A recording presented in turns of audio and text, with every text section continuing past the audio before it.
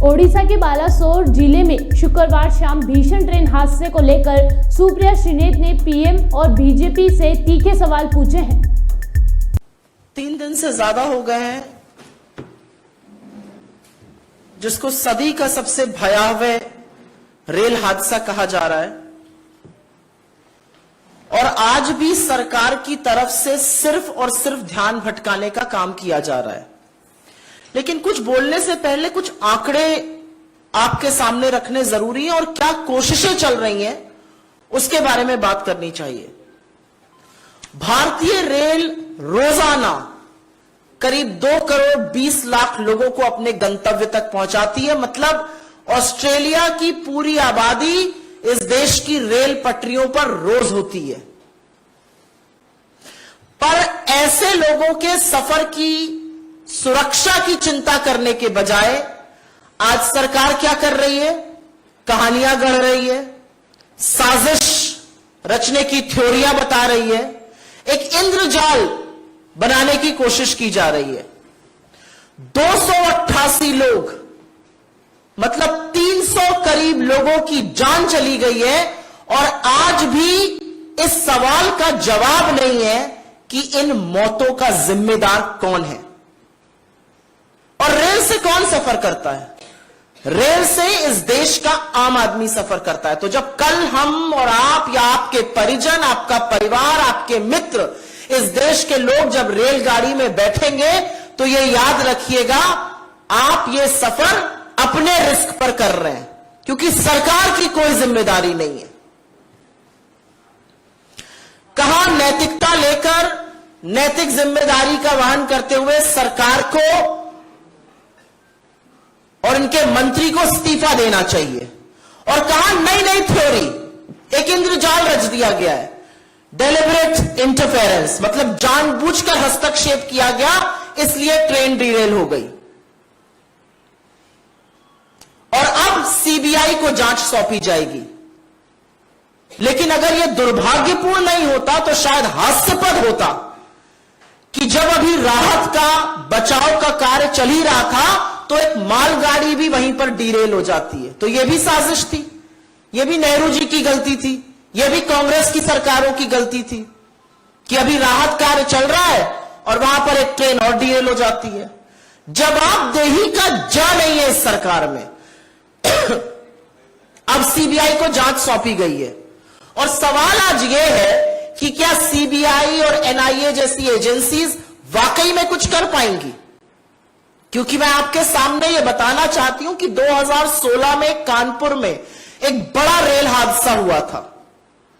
इसको भी आतंकी साजिश बताया गया था।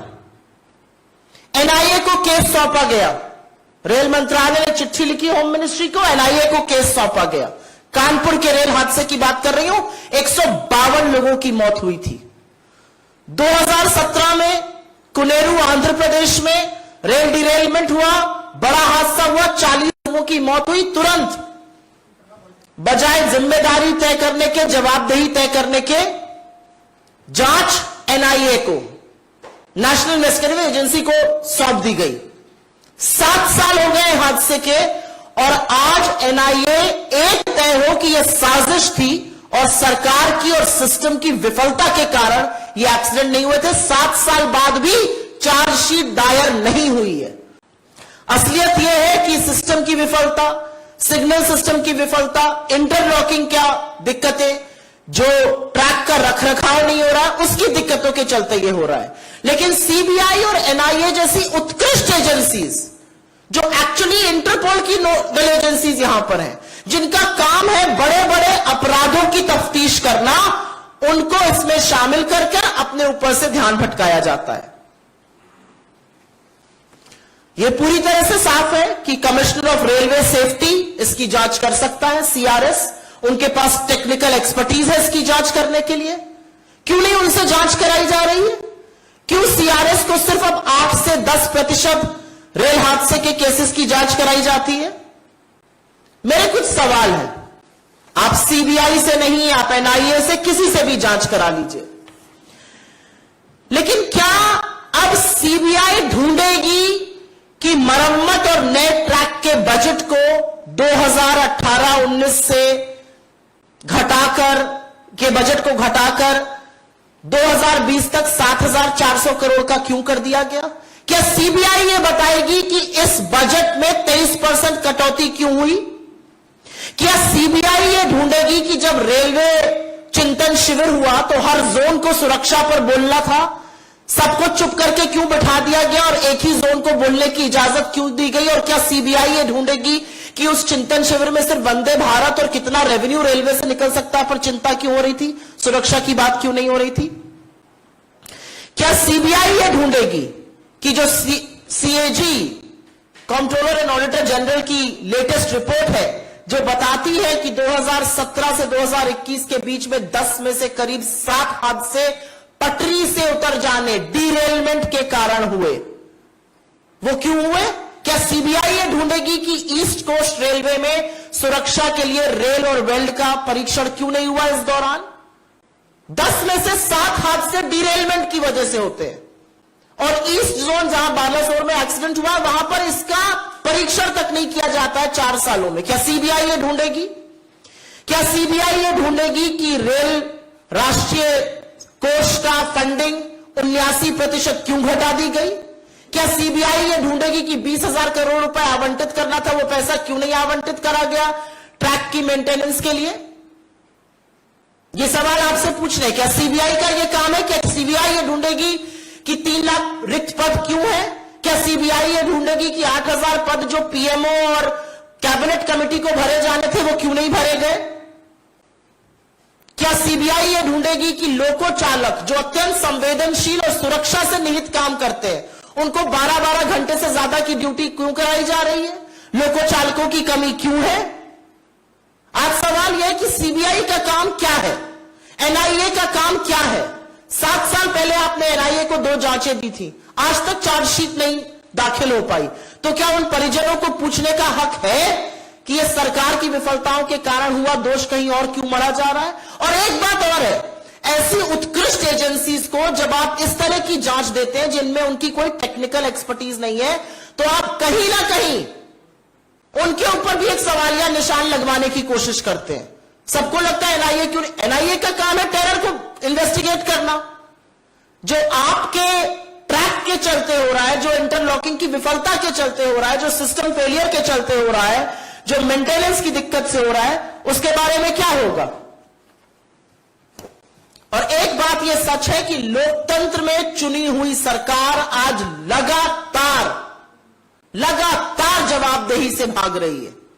और एक यह भी सच है, दुख के साथ कहना पड़ता है, कि जब मंत्री या प्रधानमंत्री वहां जाते हैं तो ऐसा स्वांग रचा जाता है जैसे भगवान अवतरित हो गए हो। अरे उनका काम है, चुने हुए प्रधानमंत्री है, रेल मंत्री है, अगर वो जहां पर 300 लोगों की मौत हो गई करीब करीब, उस हादसे की जगह पर नहीं जाएंगे तो क्या करेंगे? यह अलग बात है कि वहां कूलर लगा हुआ है, यह अलग बात है कि शव गाजर मूली की तरह डंपर में फेंके जा रहे हैं और उनके लिए तोसक तकिया लगाकर इंतजाम किया गया है। यह अलग बात है कि रेल मंत्री के फोन पर 7 बजे शाम दिख रहा है, हमारे मीडिया के कुछ साथी उसको 11:30 बजे उनको जमीन पर तैनात दिखा रहे हैं। हम सिर्फ और सिर्फ एक बात कह रहे हैं कि जांच जो है वो टेक्निकल एक्सपर्टीज के जो लोग हैं उनसे कराई जानी चाहिए और जवाबदेही तय होनी पड़ेगी कि क्यों नहीं ट्रैक मेंटेन किए जा रहे हैं, क्यों भारतीय रेलवे जो करीब 2 करोड़ 20 लाख लोगों को रोज अपने गंतव्य पे पहुंचाता है, आज लोगों को रेलगाड़ी में बैठने से डर लग रहा है। अगर इन सवालों का जवाब सरकार नहीं देगी तो क्या सीबीआई और एनआईए जैसी एजेंसीज देंगी जिनके पास ना टेक्निकल एक्सपर्टीज है? और एक ये सच है कि ये पूरी साजिश का जो माया जाल है वो सिर्फ इसलिए रचा जा रहा है कि लोगों के मन में डर भर जाए और सरकार की कोई जवाबदेही ना हो। नैतिकता तो यह कहती है कि 3 घंटे के अंदर रेल मंत्री को अपने पद से इस्तीफा दे देना चाहिए था, लेकिन हो क्या रहा है? एक नया स्वांग रचा जा रहा है। और इसीलिए कहीं ना कहीं यह प्रतीत होता है कि यहां पर भी तथ्यों से मुंह मोड़ा जा रहा है, यहां पर भी बचा जा रहा है और यहां पर भी सरकार जवाबदेही अपनी तय करने पर, ना तय करने पर मन बना चुकी है। I will very briefly make the same statement in English. It's been over 96 hours approximately. Indian Railways carries about 2 crore 20 lakh people to their destinations every day, which is almost the population of Australia. Every single day, 2 crore 20 lakh people are on the tracks of Indian Railways. But when accidents like Balasore happen, how is it that there is no accountability, no responsibility? And instead of finding out what caused this grave accident where almost 300 people died, the government is now spinning conspiracy theories and shifting the focus away from safety to all kinds of conspiracy theories like deliberate interference. You have roped in the CBI, but you had roped in the NIA in 2016 Kanpur train accident as well. Not a single proof has been found by the NIA. The NIA has not been able to file the charge sheet in the Kanpur train accident. The NIA has also not been able to file the charge sheet in the Kuneru, Andhra Pradesh train accident where almost 40 people died. Between Kanpur and Kuneru, almost 192 people were killed in these rail accidents. The NIA was probing, but the reality is this happened due to the interlocking failure, this happened due to the signal failure, this happened due to low track maintenance. And I think the very basic question is, why should premier agencies like CBI and NIA be roped into this? Because this is not their area of expertise.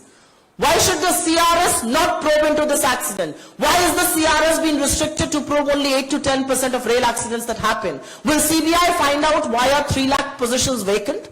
Will CBI find out that why are loco drivers being made to work more than 12 hours? Will CIA find out that why has track maintenance fund been cut by 23%? Will CIA find out that why has the Rail Sanraksha Kosh funding been reduced by 79%? Will CBI find out all these things? Because these are questions that an elected government of the day needs to answer. And so why must we not say, why must we not assert that once again the Modi government is shifting the focus away from their own failures, from failures of the Indian Railways, from failures of the government who has refused to prioritize safety of citizens, and is instead turning focus away from them by roping in the CBI or any such agency, because this has not led to fruition. It's been 7 years, not a single charge sheet has been filed by the NIA, and we fear that exactly the same thing will happen with the CBI probe. The reality is that accidents are happening because safety of passengers is not the priority of this government. Will CBI probe why did Chintan Shivir not allow a discussion on passenger safety and kept talking about revenue instead? And last but not the least, ये कहना पड़ेगा कि जब हम rail से यात्रा करते हैं तो बिल्कुल आप रेल का नवीनीकरण करिए, आप एक नहीं 10 आप नहीं दीजिए, ऊंची पैसेंजर होनी चाहिए जो सरकार की प्राथमिकता नहीं है। आपको गरम गरम खाना आपकी यात्रा के दौरान मिले या आप अपने गंतव्य तक सही सलामत और सुरक्षित पहुंचे, ये एक चॉइस है। एक में आपको सुर्खियां मिलती हैं और दूसरे में इस देश के लोगों की जान सुरक्षित रहती है। प्राथमिकता क्या है सरकार की, आज उस पर सवाल है।